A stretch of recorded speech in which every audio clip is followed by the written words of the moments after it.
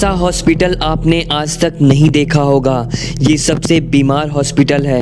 वो नॉर्मल लोगों को एक्सपेरिमेंट के लिए पकड़ने में माहिर है। सबसे पहले वो पकड़े गए इंसान को एक ऑपरेटिंग टेबल में बांधते हैं और उसे एक रहस्यमय दवा का इंजेक्शन लगाते हैं। इसके बाद उन्होंने महिला के मुंह को जाली से जबरदस्ती बंद कर दिया और उसे एक इलेक्ट्रोथेरेपी डिवाइस पर रख दिया। जैसे ही महिला ने बचने की थोड़ी सी भी कोशिश की, वो उसके बॉडी पार्ट्स को दबाने लगे। फिर एक वोल्टेज स्विच ऑन हो जाएगा और 100 वोल्ट तुरंत महिला के शरीर में छोड़ दिया जाएगा, जिससे उसका शरीर अकड़ने लगेगा और उसे दर्द होगा। ऐसे ही एक रहस्यमय बिजली के झटके का ट्रीटमेंट पूरा हो गया। ये अस्पताल इतना खतरनाक क्यों है? इसका कारण ऑपरेशन टेबल पर मौजूद महिला से शुरू होता है, क्योंकि उसने अपने घर को आग से जला दिया था। लेकिन अजीब बात है कि दुखी होने की बजाय वो मुस्कुरा रही थी। हालांकि पुलिस जल्द ही उसे ले गई और उसे मेंटल हॉस्पिटल में डाल दिया। जैसे ही वो मरीज की ड्रेस में बदलती है, एक के बाद एक अजीब घटनाएं घटती हैं। उस रात क्रिस्टिन सो रही थी जब उसके शरीर पर पड़ा कंबल किसी चीज से बिस्तर के नीचे खींच लिया गया था। वो उठकर देखने के लिए दौड़ती है, लेकिन उसे बिस्तर के नीचे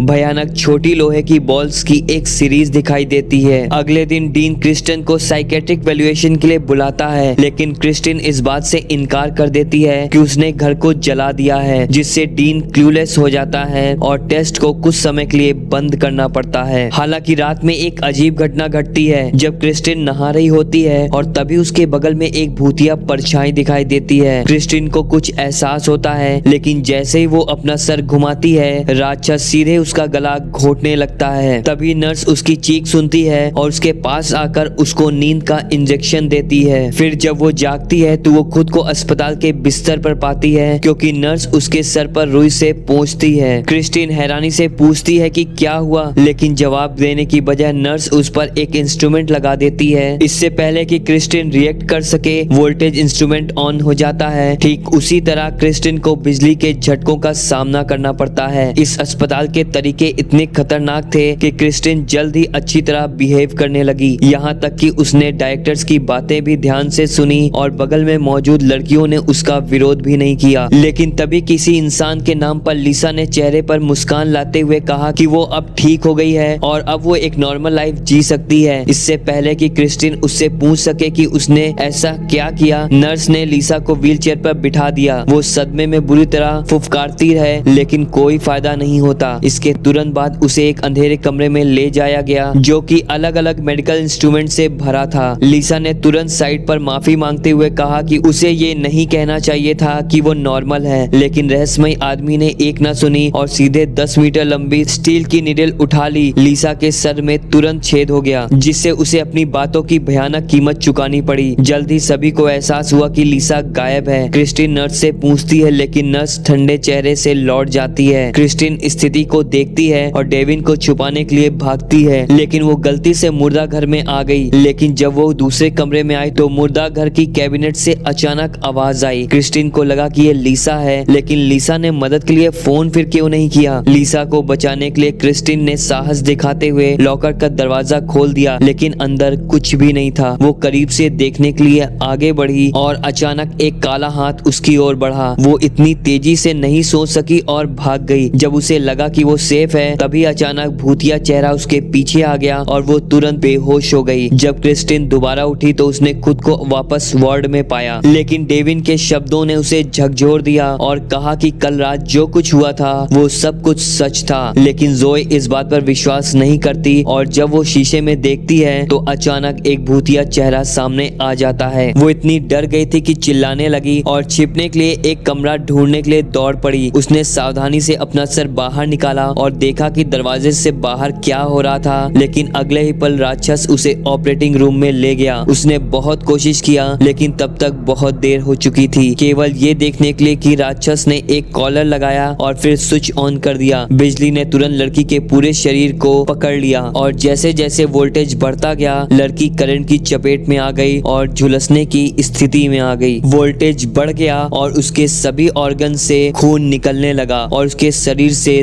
धुआं उठने लगा। इस बीच क्रिस्टिन ने पाया कि उसके आसपास के मरीज एक के बाद एक गायब हो रहे थे और उसे एहसास हुआ कि यहाँ कुछ भी ठीक नहीं है। इसलिए वो रात के अंधेरे में डीन के ऑफिस में घुस जाती है, लेकिन अपनी फाइल देखकर हैरान हो जाती जाती है क्योंकि उसे सिजोफ्रेनिया था। लेकिन जैसे ही वो बाकी जानकारी देखने ही वाली थी तभी डीन कमरे में आ जाता है। क्रिस्टीन कांच का एक टुकड़ा उठाती है और अचानक उसे डीन की गर्दन पर रख देती है और उसे सच बताने की धमकी देती है। ये पता चलता है कि युवा लड़की के रूप में क्रिस्टीन का अपहरण किया गया था और उसे 2 साल तक बंधक बनाकर रखा गया था, जिसके कारण उसे सिजोफ्रेनिया नाम की बीमारी हो गई। इस वीडियो के शुरुआत में जो घर उसने जलाया था उसे वहीं बंदी बनाकर रखा गया था। अस्पताल के सभी मरीज भी उसके जैसे ही हैं। डीन उसको फिजियोथेरेपी देता है जिससे क्रिस्टीन एक नॉर्मल इंसान बन जाए, पर क्रिस्टीन ठीक होने की बजाय अपने अंदर एक राक्षस को महसूस कर रही थी और तभी वो राक्षस वहां आ जाता है और उसे खिड़की के बाहर लेकर गिर जाता है। तभी डॉक्टर उसे चेक करते हैं। उसके बाद क्रिस्टीन एक नॉर्मल इंसान हो जाती है। उसके बाद क्रिस्टीन के माँ बाप उससे मिलने के लिए अस्पताल आते हैं और फिर इसके बाद फिल्म खत्म हो जाती।